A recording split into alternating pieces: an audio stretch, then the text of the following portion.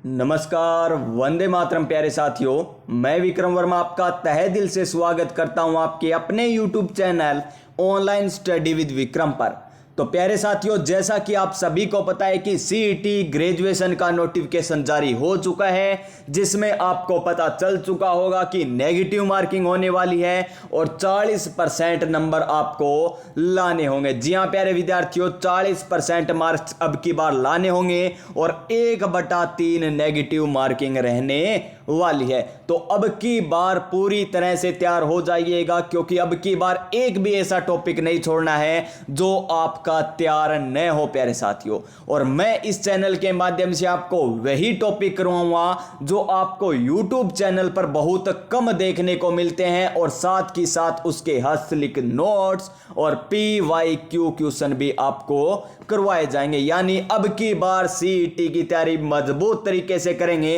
ताकि आने वाली 2024-25 में जितने भी भर्तियां हैं, वो चाहे पटवार की हो, वो चाहे वीडियो की हो, वो चाहे कौन सी भी भर्ती हो, आप अच्छा स्कोर कर सकें। तो चलिए आज की क्लास हम स्टार्ट करते हैं, जिसका नाम मैंने क्या रखा है, मैराथन सीरीज। जी हां प्यारे विद्यार्थियों, आज से स्टार्ट होने जा रहा है हमारा ये पहला टॉपिक, और पहले ही टॉपिक का नाम क्या है देख लीजिए, जैव विविधता, प्राकृतिक संसाधनों का संरक्षण व सधारणीय विकास।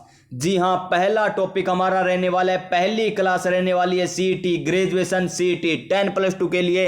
और वैसे हमारी क्लासें रेगुलर होती है, चाहे आप शिक्षक भर्ती की तैयारी कर रहे हो, चाहे सीईटी की तैयारी कर रहे हो, पटवार की तैयारी कर रहे हो, चाहे ग्राम सेवक की तैयारी कर रहे हो, कौन से भी एग्जाम की तैयारी कर रहे हो, हमारे चैनल पर आपको राजस्थान जीके बेहतरीन तरीके से करवाया जा रहा है। तो देखिए, इस मैराथन सीरीज की पहली क्लास में पहला टॉपिक जैव विविधता, प्राकृतिक संसाधनों का संरक्षण व सधारणीय विकास हमारा रहने वाला है, और हस्तलिखित नोट्स के माध्यम से हम करने वाले हैं। जी हां, हस्तलिखित नोट्स के माध्यम से। तो चलिए आज की क्लास हम स्टार्ट करते हैं नई ऊर्जा नई उमंग के साथ। चाहे पढ़ लो चाहे कहीं से, पर्सन आएगा यहीं से। आपका जहां पढ़ने का मन लगे, जहां आपको समझ में आए, वहीं से पढ़ लीजिएगा। पर्सन तो यहीं से आएगा। इस क्लास को लास्ट तक लगा लेना। और आज का आपका मोटिवेशन क्या है? आज का हमारा मोटिवेशन है प्यारे विद्यार्थियों कि रख हौसला, वो मंजर भी आएगा, प्यासे के पास चलकर समंदर भी आएगा। थक कर ना बैठे मंजिल के मुसाफिर, मंजिल मिलेगी और मंजिल पाने का मजा भी आएगा। अब की बार सीईटी भी पास होगा, पटवार का एग्जाम भी क्लियर होगा, और सरकारी सिग्नेचर भी हम करने वाले हैं 2024-25 में। तो देखिए, रख हौसला, वो मंजर भी आएगा, प्यासे के पास चलकर समुंदर भी आएगा। थक कर ना बैठे मंजिल के मुसाफिर, मंजिल भी मिलेगी और मंजिल पाने का मजा भी आएगा। तो आपकी स्क्रीन पर आ रहा है आज का पहला टॉपिक है, और उसके हस्तलिखित नोट्स। देखिए, शानदार नोट्स है, बेहतरीन नोट्स है, और इनसे बाहर क्वेश्चन है नहीं आएगा। और एक क्वेश्चन, केवल मात्र एक क्वेश्चन इस टॉपिक से आ सकता है आपके एग्जाम में। और एक क्वेश्चन कितना अहमियत होता है आपको पता होगा। टॉपिक मात्र 3 पेज का है। कितने पेज का? मात्र 3 पेज का टॉपिक है, और एक क्वेश्चन आपका सही हो रहा है ना, तो प्यारे विद्यार्थियों आपको ये क्लास लगा लेनी चाहिए, क्योंकि 3 पेज आपको पढ़ने और एक क्वेश्चन सही होगा। कितना? एक क्वेश्चन सही होगा। और वो भी मैं आपको बता दूंगा कि कहां से आएगा। ये 3 पेज भी पूरे नहीं पढ़ने, और इसकी पीडीएफ कहां पर मिलेगी, एक बार क्लास लगा लीजिए, उसके बाद मैं आपको बता दूंगा कि इसकी पीडीएफ आपको कहां मिलेगी। और पहला टॉपिक हमारा जैव विविधता। नाम को ध्यान से देखिए, जैव विविधता। विविधता का अर्थ क्या होता है पहले समझिए, थोड़ी सी व्याख्या इसकी कि विविधता हम किसे कहते हैं। यानी विविधता यानी भिन्न भिन्न या अलग अलग, और जैव माने जहां पर जीव जंतु रहते हैं, यानी जीव जंतुओं में विभिन्नता आपको देखने को मिलेगी। मान लीजिए ये हमारा कोई क्षेत्र है, जैसे ये हमारा कोई क्षेत्र हो गया, इतना बड़ा क्षेत्र है, इसमें आपको कई विभिन्नताएं देखने को मिलेगी। यहां पर आपको शेर जनजाति शेर मिल जाएगी, शेर मिल जाएंगे, यहां पर आपको बाघ मिल जाएंगे, कहीं पर गोडावण मिल जाएंगे, कहीं पर आपको राष्ट्रीय पक्षी मोर मिल जाएगा, कहीं पर आपको पेड़ पौधों की बात करें, कहीं पर तो आम वृक्ष की प्रधानता मिलेगी, कहीं पर खेजड़ी वृक्ष की प्रधानता, कहीं पर पलाश मिलेगा, कहीं पर कुछ वृक्ष मिलेंगे। यानी इसी को ही क्या कहते हैं? इसी को ही कहते हैं जैव विविधता। यानी निश्चित क्षेत्र में जो विविधताएं पाई जाती है, जीव जंतुओं में विविधता पाई जाती है, वो जैव विविधता कहलाती है। देखिए, जीवित संसार की विविधताएं। जी हां, जीवित संसार की विविधता ही जैव विविधता कहलाती है। ये नाम कहां से आया? ये पहले नाम तो आया होगा ना कि जैव विविधता, नाम सबसे पहले कहां से आया? तो देखिए यहां पर जैव विविधता को सर्वप्रथम 1992 में, कब? 1992 में ब्राजील के रियो शहर में, 1992 में ब्राजील के रियो शहर में हुए पृथ्वी सम्मेलन। क्या? 1992 में जो ब्राजील के रियो शहर में जो पृथ्वी सम्मेलन हुआ ना, उसके दौरान जैव विविधता को परिभाषित किया गया था। यानी पहला पॉइंट क्लियर। यह आपसे पूछा जा सकता है कि जैव विविधता को सर्वप्रथम कहां पर परिभाषित किया गया था? तो पृथ्वी सम्मेलन 1992 जो ब्राजील के रियो शहर में हुआ था। एक क्वेश्चन आपको यह भी पता चल गया कि पृथ्वी सम्मेलन 1992 कहां पर हुआ था? रियो शहर ब्राजील में हुआ था। कहां पर हुआ था? रियो शहर ब्राजील में हुआ था। क्या हुआ था? पृथ्वी सम्मेलन 1992। क्या हुआ? पृथ्वी सम्मेलन 1992 रियो शहर ब्राजील में हुआ, जहां पर जैव विविधता को क्या किया गया था? परिभाषित किया गया था। क्या किया गया? जैव विविधता को परिभाषित किया गया था। इतना समझ में आया? तो चलिए आगे बढ़ते हैं, हमारे नेक्स्ट पॉइंट पर बढ़ते हैं। धीरे धीरे बढ़ेंगे ताकि आपको भी समझ में आ जाए और अच्छे से आपका क्वेश्चन भी सही हो जाए। देखिए जैव विविधता के स्तर। जी हां, कितने स्तर हैं, कितने प्रकार की हो सकती है जैव विविधता, ये हम देखेंगे। तो कितने स्तर बताए गए हैं? 3 स्तर बताए गए हैं। कितने स्तर बताए गए हैं? 3 स्तर बताए गए हैं। और कौन कौन से बताए गए हैं? नंबर 1 पर कौन सा आता है? आनुवांशिक जैव विविधता। नंबर 2 जातीय जैव विविधता। नंबर 4 पारिस्थितिकीय जैव विविधता। ये 3 स्तर पाए जाते हैं जैव विविधता के। तो चलिए एक एक करके हम इनको देखते हैं कि आनुवांशिक जैव विविधता क्या है, जातीय जैव विविधता क्या है और पारिस्थितिकीय जैव विविधता क्या है। तो नंबर 1 आनुवांशिक जैव विविधता। तो देखिए आनुवांशिक क्या होता है? एक ही प्रजाति, क्या? एक ही प्रजाति के सदस्यों के बीच पाए जाने वाली विभिन्नताएं। जैसे ये चावल है, क्या है? एक चावल है, तो चावल की कितनी प्रजातियां आपको पता होगा? बहुत सी प्रजातियां, लगभग आपको भारत में ही 500 प्रजातियां देखने को मिल जाएगी। ये किस प्रकार की प्रजाति? ये सर्दी में होती है, ये गर्मियों में होती है, ये वर्षा ऋतु में होती है। जिसी प्रकार गेहूं की भी अनेकों प्रजातियां आपको देखने को मिलेगी। लेकिन इनका आनुवांशिक लक्षण क्या है? एक ही है। आनुवांशिक तो एक ही है, लेकिन विविधताएं देखने को मिलती है, यानी आनुवांशिकता जैव विविधता। समझ में आया? जैसे चावल की अनेकों प्रजातियां हो गई, गेहूं की अनेकों प्रजातियां हो गई। वैसे हम राजस्थान में बात करें तो बाजरा की अनेकों प्रजातियां आपको देखने को मिलेगी। तो वो किस में शामिल हो जाएगा? आनुवांशिक जैव विविधता में शामिल हो जाएगा। और एक और है यहां पर राउफिलिया। क्या? राउफिलिया या राउफिया या सप्रदगंधा प्रजातियां, ये भी क्या आती है? आनुवांशिक जैव विविधता में आती है। और इसमें रेसरपिन एल्कोइड की मात्रा पाई जाती है। कौन सी मात्रा पाई जाती है? रेसरपिन एल्कोइड की मात्रा पाई जाती है, जिसका उपयोग दर्द निवारण में किया जाता है। ये इंपॉर्टेंट नहीं है प्यारे विद्यार्थियों इतना, ये इंपॉर्टेंट है कि कितने स्तर पाए जाते हैं? 3 स्तर। नंबर 1 आनुवांशिक जैव विविधता आपको बता दिया। नंबर 2 जातीय जैव विविधता। जातीय जैव विविधता ये क्या होती है? मान लीजिए एक क्या है? बिल्ली है, एक क्या है? शेर है, एक बाघ है। देखिए इनकी प्रजाति एक है, लेकिन ये दिखने में क्या है? अलग अलग होते हैं ना। तो देखिए बिल्ली हो गई, शेर हो गया, इनकी जाति तो एक है, लेकिन इनमें फिर भी विविधता पाई जाती है। बिल्ली का अलग कार्य है, शेर का अलग कार्य है। तो ये क्या हो गई? हमारी जातीय जैव विविधता। और इसी प्रकार पाई जाती है पेड़ पौधों में विविधता। क्या पाई जाती है? पेड़ पौधों में विविधता इसी प्रकार पाई जाती है। और ये पश्चिमी घाट में पूर्वी घाट की से ज्यादा विविधता पाई जाती है। जैसे हम भारत की बात करें, किसकी बात करें? भारत की बात करें तो ये हमारा दक्षिणी भारत हो गया। दक्षिणी भारत हो गया, तो ये हो गया पश्चिमी घाट, ये क्या हो गया? पूर्वी घाट। तो पूर्वी घाट से यहां पर कहां पर पश्चिमी घाट में ज्यादा क्या पाई जाती है, जातीय जैव विविधता आपको देखने को मिलती है। और पारिस्थितिकीय जैव विविधता भारत में आपको देखने को मिलेगी सर्वाधिक।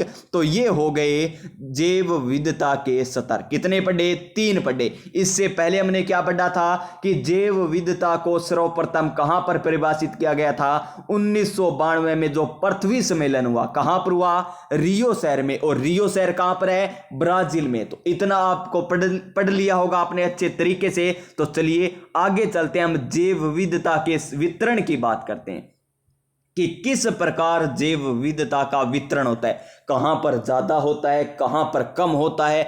ये तो होगा ना, कहीं पर तो ज्यादा देखने को मिलता है, जैसे पश्चिमी राजस्थान में आपको कम देखने को मिलता है। इसी प्रकार हम बात करें कहां पर, दक्षिणी राजस्थान में आ जाएं तो ज्यादा देखने को मिलता है, क्योंकि वहां पर क्या है, वनस्पति ज्यादा पाई जाती है। और वनस्पति ज्यादा क्यों पाई जाती है, क्योंकि वहां पर प्यारे विद्यार्थियों वर्षा की मात्रा अधिक होती है। जहां पर वर्षा ज्यादा होगी वहां पर पेड़ पौधे ज्यादा होंगे, पेड़ पौधे जहां पर ज्यादा होंगे वहां जीव जंतु ज्यादा होंगे, यानी जैव विविधता भी ज्यादा हो जाएगी। तो यही हम बात करने वाले हैं कि कहां पर जैव विविधता ज्यादा पाई जाती है, कहां पर कम पाई जाती है, वितरण की बात करने वाले। सबसे पहले हम बात किसकी करेंगे, अक्षांशीय प्रवणता की। किसकी, अक्षांशीय प्रवणता की बात करेंगे। तो देखिए भूमध्य रेखा व इसके आसपास के क्षेत्रों में सर्वाधिक जैव विविधता आपको देखने को मिलेगी। कहां पर है, भूमध्य रेखा व इसके आसपास आपको जैव विविधता क्या देखने को मिलेगी, ज्यादा देखने को मिलेगी। क्या कारण है कि यहां पर जैव विविधता ज्यादा पाई जाती है, नंबर 1 कारण, प्राकृतिक आवास अत्यधिक विकसित। प्राकृतिक आवास अत्यधिक विकसित होता है इस कारण, क्यों, क्योंकि वहां पर प्राकृतिक आवास बोले तो पेड़ पौधे ज्यादा पाए जाते हैं, हरियाली ज्यादा पाई जाती है। इस कारण यहां पर जीव जंतुओं का भी क्या आ जाता है, आवास अत्यधिक हो जाता है। यहीं पर शेर आ जाते हैं, यहीं पर सांप भी मिलेंगे, कहीं पर कोबरा मिलेंगे, यानी अलग अलग प्रजातियां, अलग अलग प्रकार के यहां पर चिड़िया मिलेगी आपको, अलग प्रकार की चमगादड़, यानी सारी प्रजातियां आपको देखने को मिल सकती है। यानी जैव विविधता क्या होगी, यहां पर सर्वाधिक होगी। नंबर 1 कारण पता चला। नंबर 2, हिम युग से अप्रभावित। यहां पर भूमध्य रेखा पर क्या देखने को मिला है, हिम युग नहीं, हिम युग से अप्रभावित, यानी हिम यानी बर्फ। हिम का अर्थ क्या होता है, बर्फ, यानी यहां पर बर्फबारी नहीं होती। आपने देखने को मिला होगा कि बर्फ के नीचे 200 साल पुराने जीव देखने को मिले, दबे हुए, उनके कंकाल मिले बर्फ के नीचे, यानी यहां पर हिम का अप्रभाव है, यानी हिम के कारण यहां पर जीव जंतुओं को कोई प्रभाव नहीं पड़ा है, यानी हिम के कारण यहां पर कोई भी हानि नहीं होती। फिर देखिए जीव जंतुओं के लिए प्रचुर भोजन। यहां पर देखिए प्राकृतिक आवास ज्यादा होगा तो वहां पर क्या होगा, प्राकृतिक आवास होगा तो जीव जंतुओं को खाने के लिए भी ज्यादा मिलेगा, यानी प्रचुर मात्रा में यहां पर भोजन मिलता है। इस कारण यहां पर जैव विविधता अत्यधिक पाई जाती है। और यहां पर हम राजस्थान की बात करें, पश्चिमी राजस्थान में गोडावण पक्षी आपको देखने को मिलते हैं। क्यों देखने को मिलते हैं, क्योंकि वो उनके अनुकूल वातावरण हो जाता है, उनके अनुकूल वातावरण है। और क्रुंजा पक्षी भी देखने को मिलते हैं, इसी कारण वे यहां पश्चिमी राजस्थान में आते हैं पलायन करके, क्योंकि उनके अनुकूल है। तो जहां जीव जंतुओं के अनुकूल मौसम मिलेगा, जीव जंतु वहीं पर निवास करेंगे। समझ में आया, तो जीव जंतु जहां पर निवास करेंगे ज्यादा, तो वहां पर आपको क्या देखने को मिलेगी, जैव विविधता ज्यादा देखने को मिलेगी। अब आपके मन में आ रहा होगा कि क्वेश्चन किस प्रकार आएगा। तो सबसे पहला क्वेश्चन तो आपको बताया था, क्या बताया था, सबसे पहला क्वेश्चन आपसे पूछा जा सकता है कि जैव विविधता को कब परिभाषित किया गया था। तो 1992 के पृथ्वी सम्मेलन में। कहां पर हुआ था, रियो शहर में हुआ था। और कौन से देश में, ब्राजील शहर में। क्वेश्चन नंबर 2 आपसे पूछा जा सकता है कि जैव विविधता के कितने स्तर होते हैं। तो 3 स्तर जैव विविधता के पाए जाते हैं। नंबर 1 आनुवंशिक, नंबर 2 जातीय, नंबर 3 पारिस्थितिकीय। फिर हमने 3 नंबर क्वेश्चन की बात कर ली वितरण की। वितरण में हमने एक ही पॉइंट अभी तक बात किया, वो है अक्षांशीय प्रवणता, यानी कहां पर जैव विविधता आपको ज्यादा देखने को मिलती है, भूमध्य रेखा और उसके आसपास के क्षेत्र में आपको ज्यादा देखने को मिलती है। और देखिए यहां पर विषुवत रेखा से ध्रुवों की ओर जाने पर भी जैव विविधता में क्या होती है, कमी आती है। देखिए क्वेश्चन इसी प्रकार बनेंगे, जैव विविधता विषुवत रेखा से ध्रुवों की ओर जाने पर क्या आती है, कमी आती है इसमें, तो इसको भी याद रखना, क्या आती है, कमी आती है। फिर देखिए 2 नंबर पॉइंट, वितरण की बात करें तो 2 नंबर पॉइंट देखिए, जाति क्षेत्र संबंध।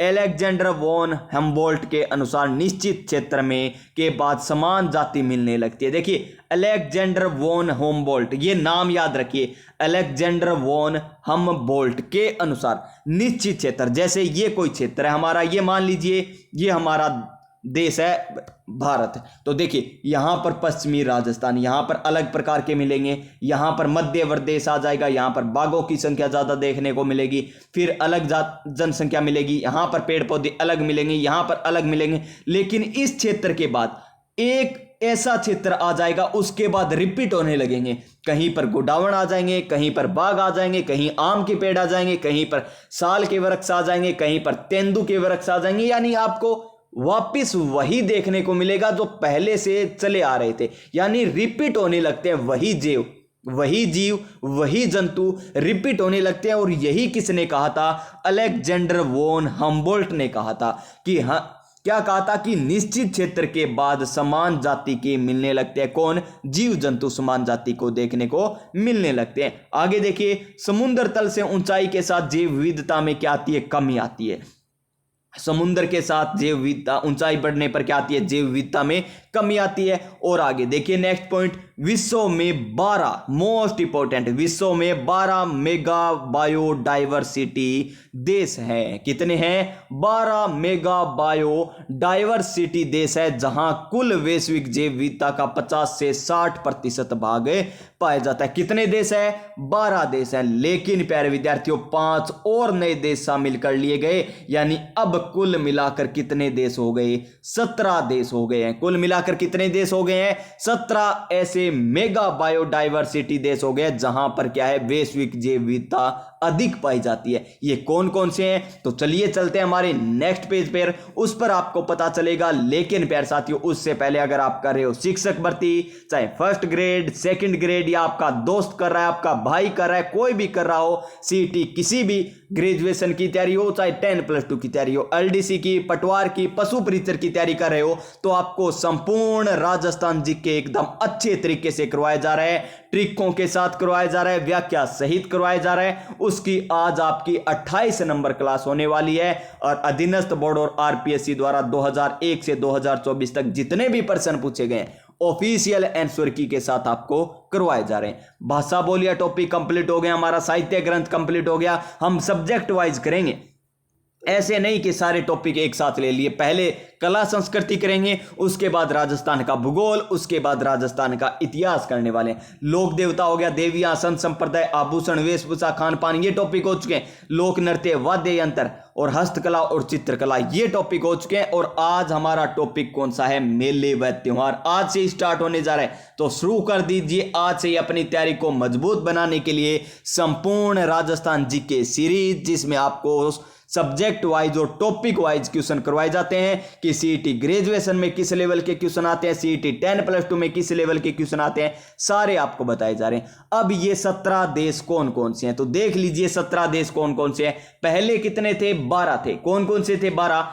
1 नंबर पर ऑस्ट्रेलिया, फिर मलेशिया, इंडोनेशिया, चीन, भारत, मेडागास्कर, घाना, पेरू, कोलंबिया, इक्वेडोर, मेक्सिको एवं ब्राजील। ये तो आपको इतने याद नहीं रखने प्यारे साथियों, आ भी जाए तो भी कोई घबराने की जरूरत नहीं, आप कर दोगे। और लेकिन 5 जो नए शामिल किए ना, वो याद रखने हैं। क्यों, क्योंकि ये आ गए अब करंट के मुताबिक। देखिए यूएसए को शामिल किया गया, वेनेजुएला को शामिल किया गया, साउथ अफ्रीका को शामिल किया गया, फिलीपींस को शामिल किया गया और पपुआ न्यू गिनी को शामिल किया गया। यानी अब वर्तमान में कितने देश हो गए ऐसे मेगा बायोडाइवर्सिटी, 17 देश हो गए। ये आपसे क्वेश्चन पूछा जा सकता है सीईटी ग्रेजुएशन, सीईटी 10+2 में। कितने मेगा बायोडाइवर्सिटी है, 17 मेगा बायोडाइवर्सिटी है। अब चलिए हमारे नेक्स्ट पॉइंट पर, जहां से पक्का क्वेश्चन आएगा। अगर एक क्वेश्चन आने की संभावना है तो लगभग 90% मान के चलिए यही क्वेश्चन आता है। और आपने कई बार देखा भी होगा इस प्रकार का क्वेश्चन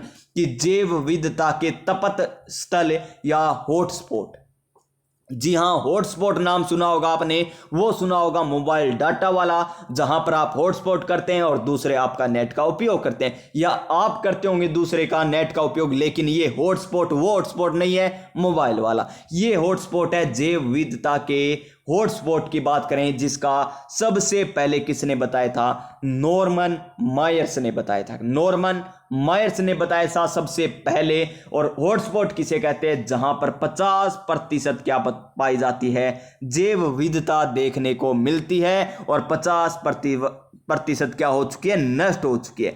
50% जैव विविधता क्या हो चुकी है? नष्ट हो चुकी है, उसे हॉटस्पॉट कहेंगे। और 1500 से ज्यादा आपको पौधों की प्रजाति जहां पर देखने को मिलती है, उसे हॉटस्पॉट कहते हैं। और भारत में ऐसे कितने हॉटस्पॉट है? 4 हॉटस्पॉट है। तो इसको लगा लीजिए स्टार, चाहे आप किसी भी एग्जाम की तैयारी कर रहे हो जिसमें यह टॉपिक है, तो यह क्वेश्चन लगभग 90% पूछा जाता है। और कौन कौन से हैं? हिमालय घाट है, पूर्वी हिमालय है, इंडो वर्मा क्षेत्र है, और सुंडालैंड या जिसे अंडमान और निकोबार में स्थित है, वो स्थित है। 4 हॉटस्पॉट में शामिल। तो इसमें देखिए क्वेश्चन किस प्रकार पूछा जाएगा कि निम्न में से भारत में कौन सा हॉटस्पॉट शामिल नहीं है?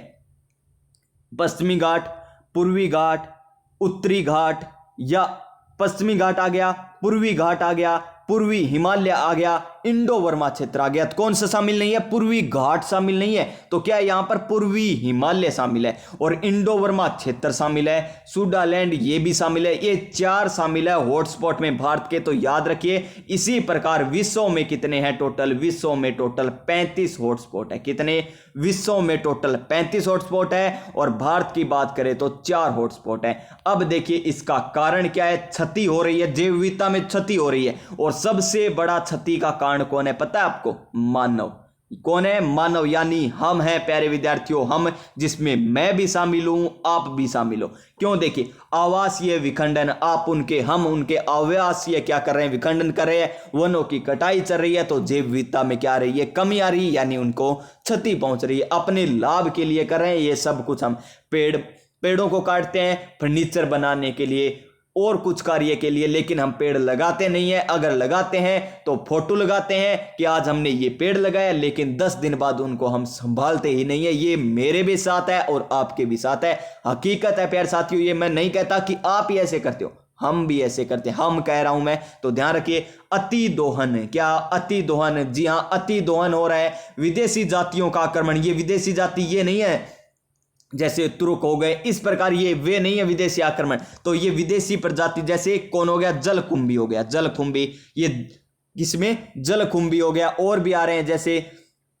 राजस्थान में कौन सा लाया गया था? राजस्थान में हो बो, जो बो, ये लाया गया था ना। इससे क्या होता है? जो स्थानीय जातियां होती है ना, उनका विकास रुक जाता है, लेकिन जो विदेशी जातियां, उनका विकास जल्दी से होता है। तो इससे क्या हो रही है? जैव विविधता में क्षति हो रही है। सह विलुप्तता। क्या? सह विलुप्तता क्या कहते हैं? यानी एक साथी मेरा भी होगा। जैसे भैंस जोहड़े में जाती है, या भैंस को आप खेतों में चराने जाते हो, तो उसके ऊपर चिड़िया आकर बैठ जाती है, बुगले आकर बैठ जाते हैं। तो इसे ही क्या कहते हैं? सह विलुप्तता कहते हैं। अब वो देखने को नहीं मिला। क्यों? क्योंकि अब भैंसों को चराने कोई वहां पर जाते ही नहीं है खेतों में, अब घरों में ही चरा दिया जाता है। इसी प्रकार ये क्या हो रही है? सह विलुप्तता विलुप्त हो रही है प्यारे विद्यार्थियों। क्या हो रही है? विलुप्त हो रही है। क्योंकि ये ऊपर क्यों बैठते थे? चिड़ी और बुगले भैंसों के ये झूला झूलने के लिए नहीं बैठते थे। क्यों बैठते थे? जब भैंस आगे चलेगी ना, तो घास इधर से उधर होगा, इधर से इधर होगा, तो वहां पर बैठे कीट पक्षी, ये कोई भी होगा कीट पक्षी, वो उड़ेगा। और उड़ेगा तो कौन खाएगा उसे? चिड़ी खाएंगे, बुगले, ये इस प्रकार खा लेंगे, यानी उनको भी फायदा। भैंस ने घास भी खाया और बुगलों और चिड़ियों ने इन कीट पक्षियों को भी खाया। तो ये होती है सह विलुप्तता। सह विलुप्तता, ये विलुप्त हो चुकी है। अब देखिए नेक्स्ट, अगर क्वेश्चन सर्वाधिक और हॉटस्पॉट के बाद बनने की संभावना है, तो ये है प्यारे साथियों, यही 3rd ग्रेड में पूछा गया क्वेश्चन है, जो अध्यापक परीक्षा हुई थी उसमें पूछा गया था, और यही सीईटी के एग्जाम में पूछा गया क्वेश्चन है कि निम्न में से जैव विविधता के संरक्षण की कितनी विधियां? 2 विधियां। 2 प्रकार से हम जैव विविधता को क्या कर सकते हैं? संरक्षण कर सकते हैं। नंबर 1, स्वस्थानीय संरक्षण या इन सीटू कन्वर्जेशन।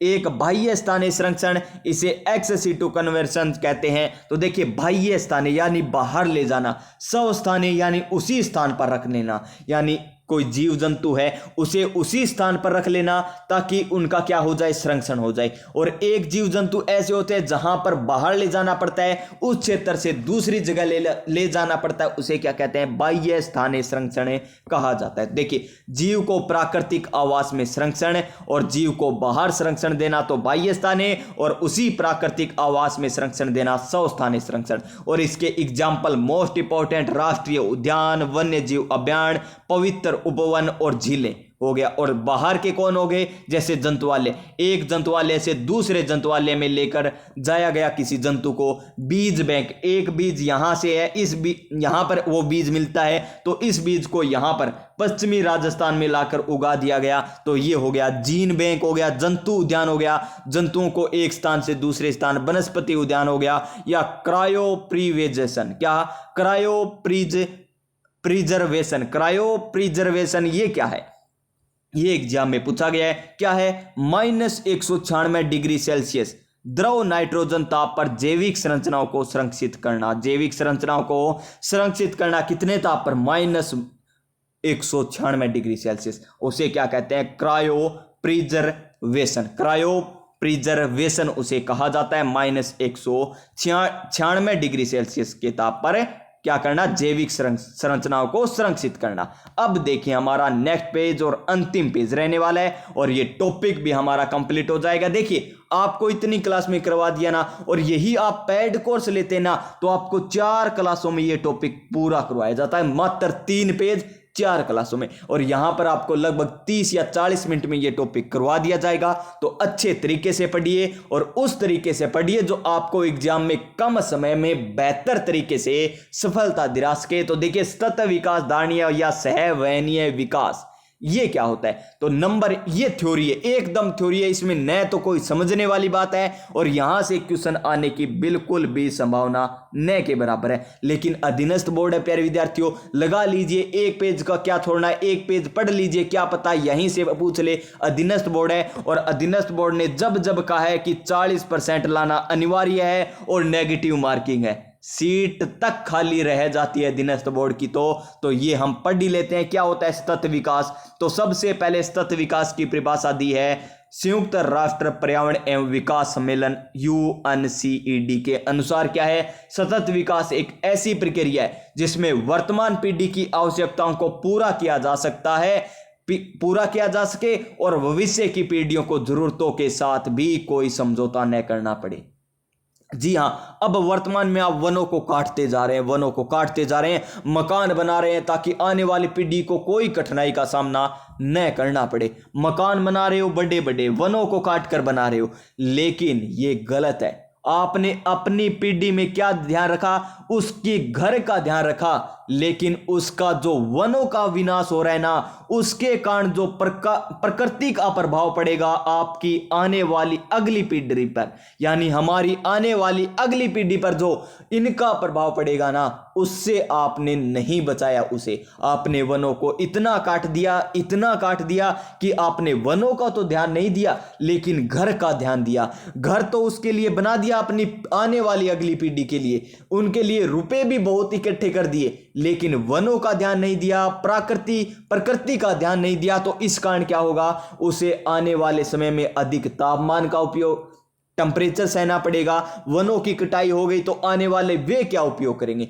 वन खत्म हो जाएंगे तो वो क्या करेंगे। यानी आपने एक तरफा सोचा है, आपने चारों तरफ न देखकर एक तरफ सोचा है, और यही इसमें बात कही गई किसमें, संयुक्त राष्ट्र पर्यावरण एवं विकास सम्मेलन में, कि सतत विकास एक ऐसी प्रक्रिया है जो वर्तमान पीढ़ी को आवश्यक रूप से पूरा किया जा सके और आने वाली पीढ़ियों की जरूरतों के साथ भी कोई भी समझौता न करना पड़े, उसे कहते हैं हम सतत विकास। यानी आज भी पूरा हो, इतना ही हम आज उपयोग करें ताकि आने वाली पीढ़ी भी उसका उपयोग कर ले और आने वाली पीढ़ी भी उसका उपयोग कर ले। यह बात यहां पर कही गई है। आगे देखिए, नेक्स्ट आयोग आता है एक ब्रूटलैंड आयोग। कौन सा आयोग? ब्रूटलैंड आयोग 1987 की रिपोर्ट है, हमारा साझा भविष्य। इसमें कहा गया क्या कि सभी मनुष्यों की बुनियादी आवश्यकताओं को पूरा करते हुए सभी को अच्छा जीवन जीने का अवसर मिले, ऐसा विकास क्या कहलाता है? सतत विकास कहलाता है। क्या कहलाता है? सतत विकास। यानी सारों की मनोकामना पूरी हो,